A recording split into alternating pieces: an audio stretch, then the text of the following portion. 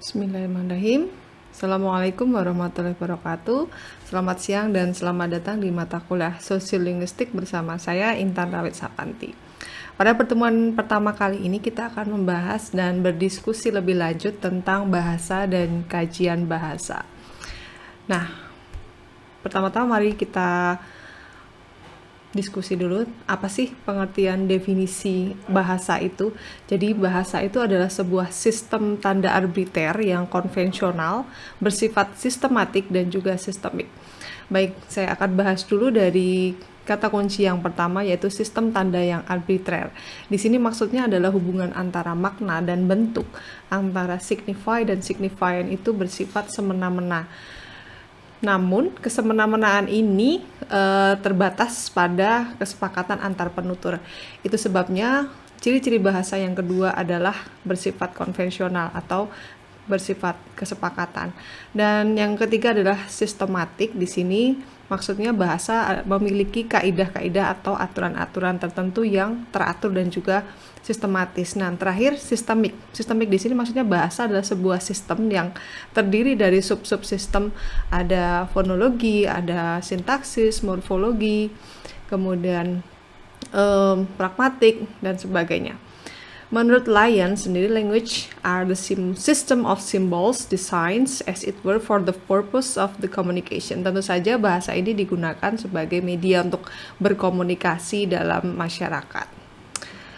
Selanjutnya kita akan bahas tentang hakikat bahasa. Seperti sudah saya singgung sebelumnya, bahwasanya bahasa adalah sebuah sistem.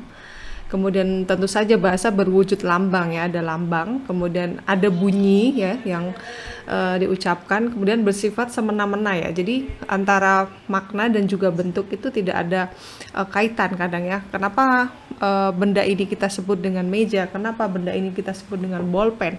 Adakah aturannya? Itu tidak ada, hanya kesepakatan saja. Kelima, bahasa itu memiliki makna dan bahasa bersifat konvensional, tadi kesepakatan, ya. Kemudian bersifat unik, tentu saja setiap bahasa itu memiliki keunikan sendiri-sendiri, dan bahasa bersifat universal.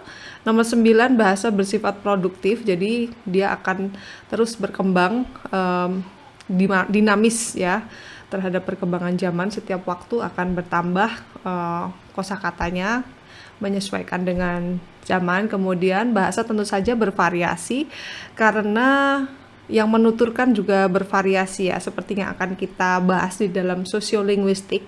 Jadi bahasa itu sangatlah bervariasi, tergantung konteks, ya, tergantung siapa yang berbicara, siapa yang mendengarkan, di mana lokasi pembicaraan, kemudian tujuannya apa, dan lain sebagainya akan kita bahas lebih lanjut di mata kuliah ini. Dan terakhir, bahasa bersifat manusiawi. Ini adalah hakikat bahasa, ya. Kemudian dalam kajian bahasa di sini ada terbagi menjadi dua macam, yaitu linguistik mikro dan juga linguistik makro. Dalam linguistik mikro di sini ada kajian, ya, struktur internal bahasa di dalam bahasa itu sendiri tanpa terhubung dengan subdisiplin ilmu yang lain. Jadi hanya intern dalam bahasa. Misalnya kajian terhadap bunyi yang dipelajari di bidang fonologi, ya. Jadi di fonologi ini kita akan mempelajari lebih lanjut tentang struktur bunyi, dan di fonologi sendiri kita akan mempelajari sistem fonetik dan juga fonemik.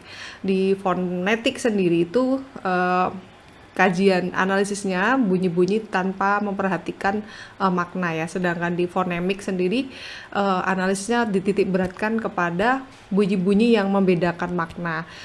Sebagai orang Jawa pasti kita bisa ini, ya, wedi sama wedi itu de, ya, sama-sama d, tapi itu membedakan makna, seperti itu. Kemudian morfologi di sini mengkaji tentang kata, ya, proses pembentukan kata, kemudian proses morfonemik.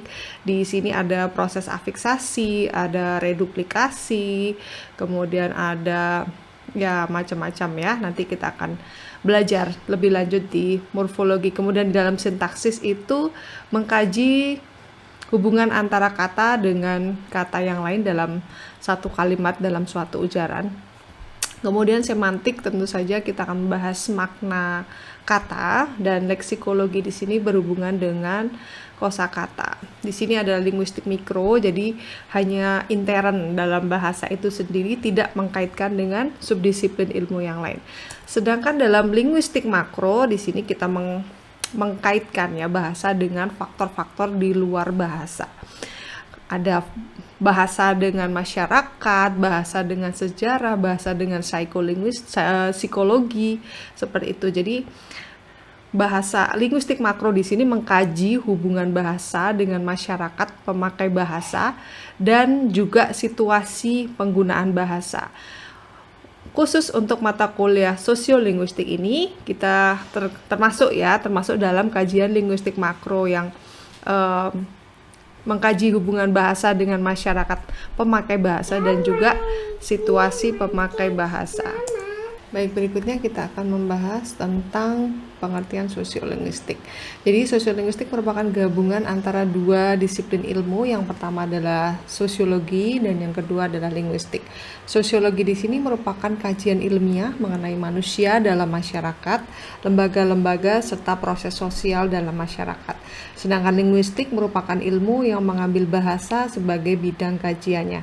Nah, ketika dua bidang ilmu ini bertemu, maka terbentuklah sosiolinguistik yang merupakan ilmu antardisiplin yang mempelajari bahasa dalam masyarakat. Apa yang dipelajari dalam sosiolinguistik di sini lebih lanjut merupakan bahasa dan pemakaian bahasa, di mana pemakaian bahasa di sini terpengaruh karena dua faktor. Yang pertama adalah faktor linguistik dan faktor non-linguistik.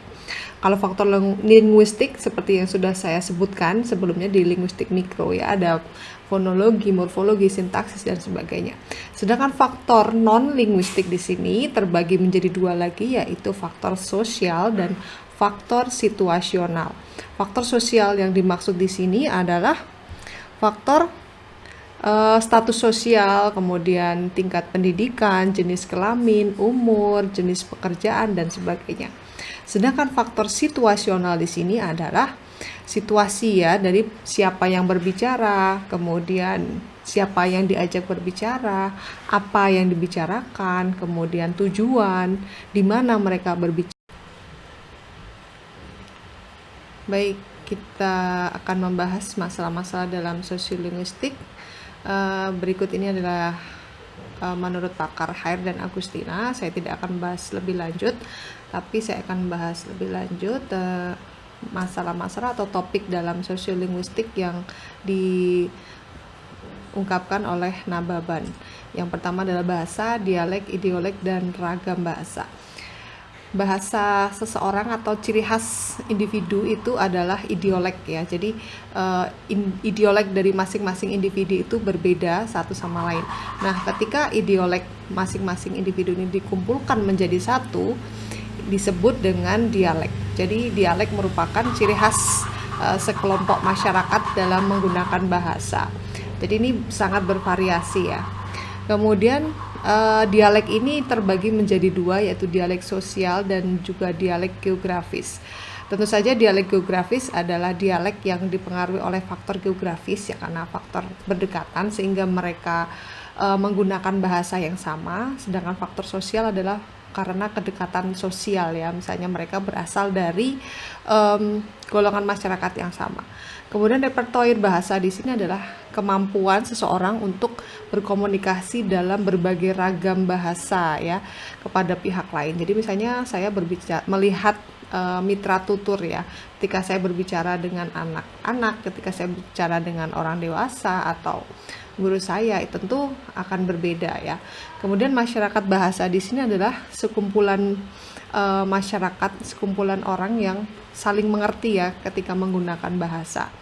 Nah, berikutnya topik keempat adalah fungsi masyarakat bahasa dan profil sosiolinguistik. Di sini fungsi masyarakat bahasa di sini adalah ketika bahasa memiliki fungsi-fungsi tertentu dalam masyarakat ya, misalnya bahasa Indonesia bisa jadi merupakan bahasa nasional, bahasa negara, kemudian bahasa resmi dan bahasa persatuan. Sama halnya dengan bahasa Jawa ataupun bahasa Minangkabau ya, merupakan bahasa adat, bahasa pengantar di sekolah, seperti itu. Jadi berikutnya adalah penggunaan bahasa atau etnografi bahasa. Jadi dalam menggunakan bahasa di sini, seorang penutur harus memperhatikan unsur-unsur yang terdapat dalam tindak berbahasa. Menurut Delheims, dia meringkas unsur-unsur yang harus diperhatikan dalam menggunakan bahasa menjadi sebuah akronim, yaitu speaking. S di sini adalah setting atau scene, yaitu tempat atau latar peristiwa tutur itu terjadi. Jadi berkaitan dengan waktu bicara ya, suasana, kapan, seperti itu. Kemudian partisipan, P di sini adalah para pengguna bahasa ya, penutur, kemudian mitra tutur. Kemudian end adalah tujuan dan maksud yang ingin dicapai dalam tindak tutur aktivitas berbicara tersebut. Kemudian A ya, act of sequence di sini berhubungan dengan bentuk dan isi suatu tuturan. Kemudian K di sini adalah manner ya, nada suara atau sikap ketika berbicara. Instrumentalis di sini adalah bentuk bahasa atau channel ya, saluran yang digunakan ketika menyampaikan pesan. Kemudian norms di sini adalah kaidah-kaidah atau aturan yang berlaku di dalam masyarakat. Tentu saja kaidah ini dicerminkan oleh tingkat sosial ya, atau hubungan sosial dalam masyarakat. Berikutnya ada G ya, speaking. G adalah genre, merupakan kategori yang dapat ditentukan lewat bahasa yang digunakan. Dan terakhir, kemudian ya, sikap bahasa di sini merupakan motivasi ya, belajar suatu bahasa, sikap bahasa, kesopanan bereaksi terhadap suatu bahasa. Topik ke-8 adalah perencanaan bahasa. Di sini berhubungan dengan politik bahasa ya, perencanaan bahasa, pengembangan bahasa, dan sebagainya. Topik 9 adalah interaksi sosiolinguistik berkaitan dengan kemampuan komunikatif penutur. Dan terakhir, topik 10 adalah bahasa dan kebudayaan. Tentu saja di sini bahasa dan budaya merupakan dua hal yang sangat erat ya.